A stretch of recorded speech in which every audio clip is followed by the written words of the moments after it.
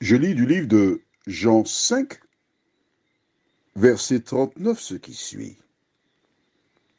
Vous sondez les Écritures parce que vous pensez avoir en elles la vie éternelle. Ce sont elles qui rendent témoignage de moi. Prions. Notre Seigneur et notre Dieu, nous te remercions pour la vie que tu nous accordes, l'occasion d'ouvrir la parole et de permettre au Saint-Esprit de nous diriger dans la connaissance de la vérité. Merci de nous faire du bien en ce sens. Nous t'en prions au nom de Jésus et pour ta gloire éternelle. Amen. Rappelle-toi, vers la fin du mois de novembre, nous avons vu dans le livre de Matthieu, chapitre 7, à partir du verset 21 jusqu'à 27, les conditions énoncées par Jésus afin que des femmes et des hommes, comme toi et moi, puissent entrer dans le royaume des cieux. Parmi ces différentes citations, il déclara, toujours dans le même chapitre 7, et même référence, celui qui entend les paroles que je dis et les met en pratique sera semblable à un homme prudent. D'accord? Ça, c'est dans Matthieu chapitre 7. Mais dans Jean, quatrième livre des évangiles, Matthieu, Marc, Luc, Jean, chapitre 5, verset 39, la référence du jour, il dit, vous sondez les Écritures. Jésus reconnaît, ou il reconnaissait, en son temps, que les auditeurs qui étaient près de lui étaient des chercheurs acharnés de la parole. Vous sondez, vous allez jusqu'au fond des choses. Vous sondez les Écritures. Pourquoi il faisait ça?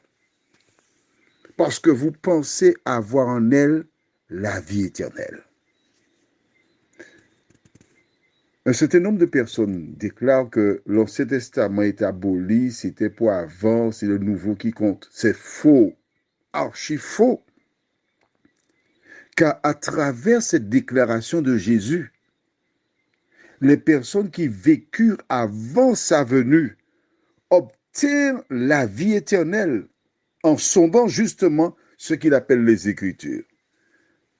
Alors, ne va pas penser que les Écritures, c'est la Bible, ce que nous avons là dans nos mains aujourd'hui. C'est pas ça du tout, hein? Mais non, attends. S'il dit vous sondez les Écritures, c'est on va prendre les écrits. Les Écritures, c'est ce qui a été écrit, c'est ce qu'il possède. Or, que possède-t-il avant la venue de Jésus? Que l'Ancien Testament. Le Nouveau Testament n'a pas encore vu le jour. Parce qu'il faut que Jésus meure.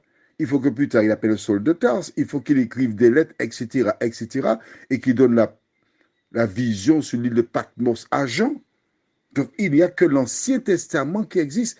Et les personnes trouvaient dans l'Ancien Testament la vie éternelle. Pourquoi? Parce que l'Ancien Testament rend témoignage de Jésus.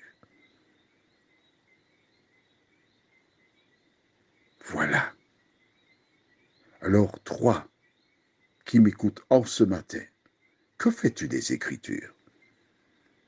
Si tu veux être forte ou fort, si tu ne veux pas tomber dans les pièges dans lesquels sont tombés Ève, ensuite Caïn, puis cet homme que Dieu envoya vers le roi à Bethel et qui fut trompé par un autre prophète qui osa dire que c'est un ange de l'Éternel qui vient lui dire de violer la parole de Dieu.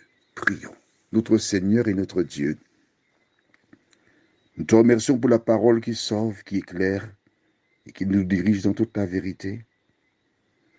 En ce matin, Seigneur, nous reconnaissons que Nous avons laissé les différentes animations,